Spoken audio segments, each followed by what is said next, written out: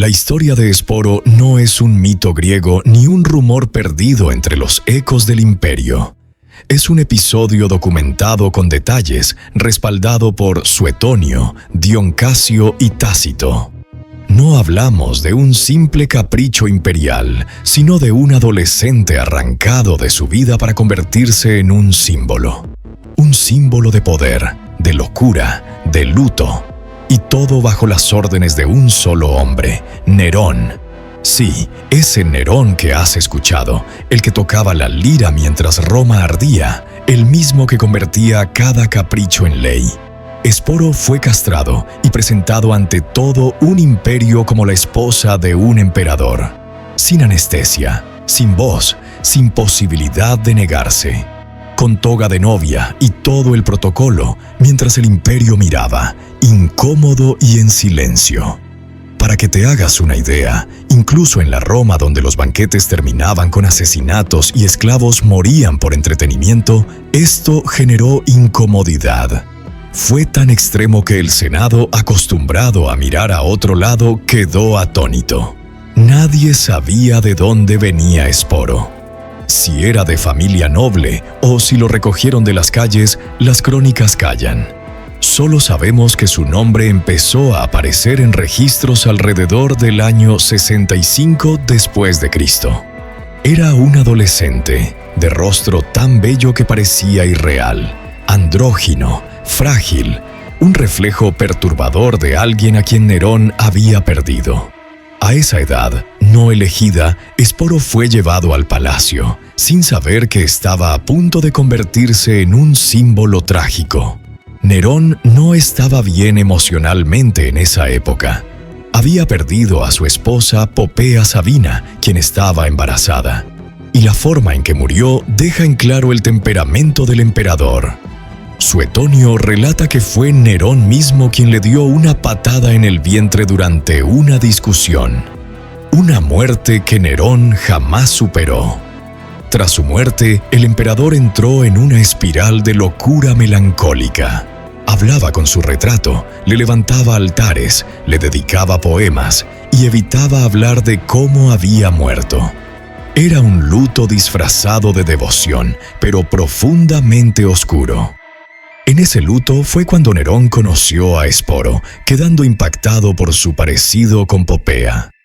Al verlo, Nerón tomó una decisión que incluso Calígula hubiera considerado extrema.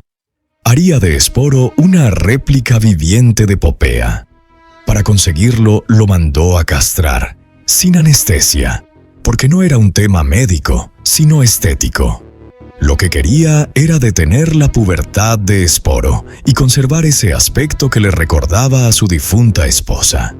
Tras el brutal procedimiento, Nerón no perdió tiempo en presentarlo públicamente. Lo vistió con las túnicas de una dama romana de alta cuna, lo cubrió de joyas y le asignó títulos imperiales. Esporo ya no era un joven, era ahora, por decreto del emperador, su flamante esposa. Y para Nerón esto no era una broma. Dion Casio relata que incluso hubo una dote y una ceremonia con bendición incluida para oficializar este delirio. Porque si Nerón iba a convertir su locura en realidad, debía tener toda la pompa y el protocolo que se le daba a un matrimonio imperial. Esporo era ahora el reemplazo oficial de Popea, sin opción a elegir. Incluso para Roma, donde el exceso era rutina, esto generó revuelo. El Senado, incapaz de enfrentarse a Nerón, optó por ignorarlo, como quien ve un incendio y se da la vuelta. Pero los cronistas de la época tomaron nota de este acto, dejando constancia de uno de los momentos más grotescos de la historia imperial. El pueblo asistía a los actos donde Nerón y Esporo aparecían juntos en completo silencio. Nadie se atrevía a aplaudir, nadie preguntaba, nadie respiraba fuerte. Esporo, ahora figura pública y consorte imperial, se mantenía en silencio. No porque no quisiera hablar, sino porque simplemente no le estaba permitido. Su rol era posar, callar y cumplir con el papel que le había sido impuesto. Esta historia es el retrato más siniestro de cómo el poder absoluto no solo controla, sino que esculpe a las personas a su antojo. No fue amor, no fue un pacto. Fue el deseo, el luto y la dominación imperial disfrazados de ceremonia. Desde esa boda, Esporo quedó sellado como la esposa del César, atrapado en un palacio donde todo era fachada. Fue integrado a la corte como emperatriz, exhibido en eventos públicos, convertido en un símbolo viviente de la obsesión de Nerón. Era la emperatriz, sin precedentes, sin referencias y sin un manual para su situación. Nerón no escondía a Esporo en pasillos oscuros del palacio. Lo mostraba como un trofeo, su esposa oficial. Cualquiera que se atreviera a tratar a Esporo como menos que una figura imperial enfrentaba consecuencias. En una Roma donde la crueldad era moneda corriente, incluso esto sobrepasaba límites. Esporo se integró al protocolo de palacio como una mujer literal, en un rol forzado, con implicaciones políticas, rituales y públicas. Y por si creías que la historia no podía ser más oscura, Suetonio relata que Nerón llevó a Esporo consigo en su gira artística por Grecia, presentándolo vestido como matrona, con velo y escolta femenina. Nerón se creía una estrella del arte griego, y en cada acto, Esporo estaba allí, interpretando el rol que nunca eligió. Detrás del maquillaje y las túnicas estaba un adolescente obligado a ser una marioneta, un disfraz viviente de la obsesión de un emperador en colapso emocional, con un imperio que miraba en silencio. Para los cronistas, la transformación de Esporo tenía raíces emocionales turbias. Nerón quería traer de vuelta a Popea, a quien él mismo había asesinado, y Esporo era el molde para revivir su recuerdo. No había amor, solo un hombre descompuesto intentando controlar la realidad, los cuerpos y hasta la memoria. Este episodio dejó incómoda a la élite romana, y si consideramos que en Roma los asesinatos en las cenas eran normales, eso dice mucho. Nerón tenía tanto poder que enfrentarlo era un suicidio político. Pero lo que hizo con Esporo se consideró un desvarío absoluto, incluso bajo el estándar del imperio. No se trataba de una relación entre hombres, algo común en Roma. El escándalo no era por el género, sino por el simbolismo. Un abuso descarado del poder imperial para moldear a un ser humano como una estatua viviente de una obsesión personal. Fue un performance estatal forzado, un rol impuesto bajo el disfraz del amor. Lo más perturbador de todo es esto. Esporo no dejó palabras propias en la historia. No hay citas, ni cartas, ni discursos. No sabemos qué pensaba, qué sentía, qué deseaba. Su historia está narrada por los que se interesaron en criticar a Nerón, pero no en comprender a Esporo, la víctima central de esta tragedia. Esto abre las preguntas más incómodas. ¿Quién era Esporo detrás del velo y el maquillaje? ¿Qué pasaba por su mente mientras era transformado en un símbolo? No tenemos respuestas. Su historia es inquietante porque representa a todos aquellos cuya voz fue borrada por la maquinaria del poder. Algunos estudiosos modernos sugieren que Esporo tuvo acceso a lujos y seguridad al estar con Nerón. Pero seamos claros, una castración forzada y una vida de exhibición pública no son privilegios, son formas de violencia, incluso en el siglo I. Esporo fue una de las víctimas más crudas del sistema imperial. Vivió bajo vigilancia constante, como una estatua de museo que respiraba, siempre expuesto, siempre cumpliendo con el libreto. Su identidad no le pertenecía, le fue asignada, sin voz, sin salida. El aparato imperial lo convirtió en un símbolo, un objeto político, un recordatorio de hasta dónde llegaba el poder absoluto. Y mientras Esporo cumplía su papel en silencio, el imperio comenzaba a resquebrajarse. Nerón, con su paranoia creciente, veía cómo sus lujos y delirios se desmoronaban. Senadores conspirando, ejércitos desobedeciendo, enemigos que ya no se ocultaban. El final del emperador estaba cerca. En medio de ese colapso estaba Esporo, atrapado, cumpliendo su rol de consorte hasta el último momento. Incluso en la decadencia final, Esporo permanecía a su lado, jugando un papel que jamás pidió, mientras el imperio se derrumbaba a su alrededor. Lo más perturbador de esta historia no es solo el capricho de un emperador loco. Lo más perturbador es que todo sucedió ante los ojos de senadores, cortesanos, esclavos, soldados. Todos lo sabían, todos lo vieron. Todos callaron mientras un adolescente era convertido en un fantasma de carne y oro.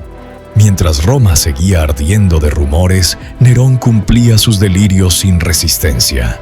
Y Esporo quedó atrapado en ese fuego que nadie quiso apagar. Dicen que Nerón amaba a Esporo porque le recordaba a Popea. Pero, ¿es eso amor o una forma de necromancia? El emperador no quería a Esporo. Quería revivir a Popea usando el cuerpo de un joven que no tuvo elección.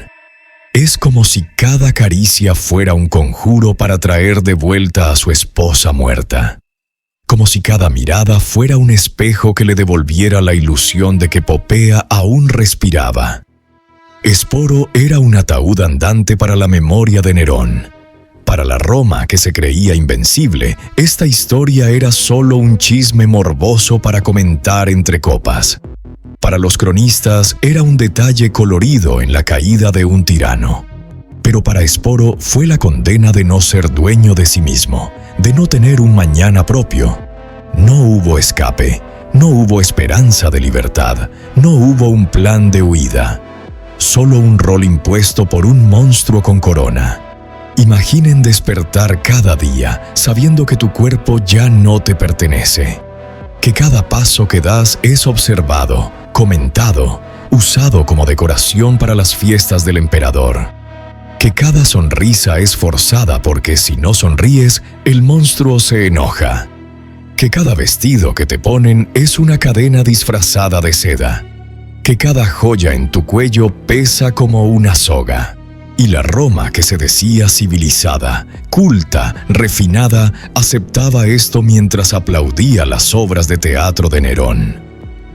Mientras cantaba en los banquetes, mientras declamaba poesías, mientras hacía quemar incienso en los templos, algunos dicen que Esporo vivió con lujos, que tuvo banquetes, ropas finas, un palacio, sirvientes. Pero ¿qué sentido tiene todo ese lujo si tu voluntad está rota? Si tu cuerpo es un disfraz para un emperador que se niega a aceptar la muerte. Si tu vida se reduce a una función perpetua en la peor obra de teatro de la historia. El lujo se convierte en una prisión de oro. Los cronistas ni siquiera se molestaron en contar la historia de Esporo con detalle. Solo lo mencionan de pasada, como si fuera un accesorio más en la decadencia de Nerón, como si su vida no tuviera valor por sí misma, como si ser la esposa de Nerón fuera lo único que lo definía, como si no hubiera existido antes de ser atrapado por el emperador. Pero Esporo existió, respiró, sintió miedo, tuvo sueños antes de convertirse en el objeto del delirio de Nerón. Tal vez soñaba con ser jinete, soldado, poeta, cualquier cosa antes de ser forzado a vivir un papel que no pidió. Tal vez quería enamorarse de verdad, en libertad, sin miedo a que lo usaran como un trofeo. Tal vez quería una vida simple, fuera de los mármoles del palacio. La Roma que aplaudía las victorias del imperio, que admiraba sus conquistas, que se creía el centro del mundo, escondía su propia historia. Una historia que no solo se mostraba en las guerras y en las ejecuciones públicas, sino en estas pequeñas tragedias silenciosas. Tragedias que nadie veía porque estaban ocupados en sus orgías, en sus juegos, en su hambre de espectáculo. Y Esporo fue un espectáculo. Esporo se convirtió en un símbolo de hasta dónde puede llegar el poder cuando no tiene límites, de lo que sucede cuando el capricho de uno se convierte en la ley de todos, de cómo un imperio entero puede girar la cabeza mientras se comete una injusticia, de cómo la crueldad se normaliza cuando se disfraza de ritual o de tradición, de cómo se rompen las almas en silencio. Su muerte fue tan silenciosa como su vida, sin una tumba digna, sin un epitafio que contara quién fue de verdad, sin más, como si no hubiera importado. Pero importa. Importa porque nos recuerda que la historia no está llena solo de héroes y villanos, sino de víctimas que nadie quiso escuchar. Importa porque es un recordatorio de que el poder absoluto destruye incluso lo que no necesita destruir. Importa porque nos obliga a preguntarnos cuántas historias como esta seguimos ignorando hoy. Importa porque el olvido es otra forma de muerte. La historia de Esporo nos obliga a mirar a Nerón con ojos distintos. Más allá del monstruo que incendió Roma o que mató a su madre, está el hombre que necesitaba moldear a otro ser humano para calmar su propia culpa, que convirtió su dolor en un mandato imperial, que usó el amor como excusa para la destrucción de otro. La tragedia de Esporo también revela la cobardía de una sociedad entera. Una sociedad que prefirió callar antes que enfrentar al emperador, que prefirió seguir bebiendo vino antes que defender a un inocente, que prefirió no ver para no sentir la culpa, que prefirió ignorar el horror porque era más cómodo que actuar. Porque al final, ¿cuántos Esporos ha habido en la historia que quedaron olvidados mientras el mundo seguía con su vida? ¿Cuántos nombres se borraron porque nadie tuvo el valor de recordar? ¿Cuántas vidas se rompieron para sostener las fantasías de los poderosos? ¿Cuántos cuerpos se sacrificaron en nombre del capricho de un tirano? ¿Cuántas tragedias ignoramos a diario? Hoy Esporo es un eco lejano que nos pregunta: ¿qué habrías hecho tú si hubieras estado allí? Nos cuestiona con su silencio, nos incomoda con su tragedia, nos señala con su sombra. Nos pide que no repitamos la indiferencia. Nos ruega que no lo olvidemos. Porque no hubo justicia para Esporo, pero puede haber memoria. Porque no hubo libertad para Esporo, pero podemos aprender de su historia. Porque no hubo final feliz para Esporo, pero podemos asegurarnos de que su sufrimiento no se pierda entre las ruinas de Roma. Porque la historia solo sirve si nos enseña a no repetir lo peor de nosotros mismos. Porque recordar es una forma de resistir. Por eso, contar estas historias es tan necesario.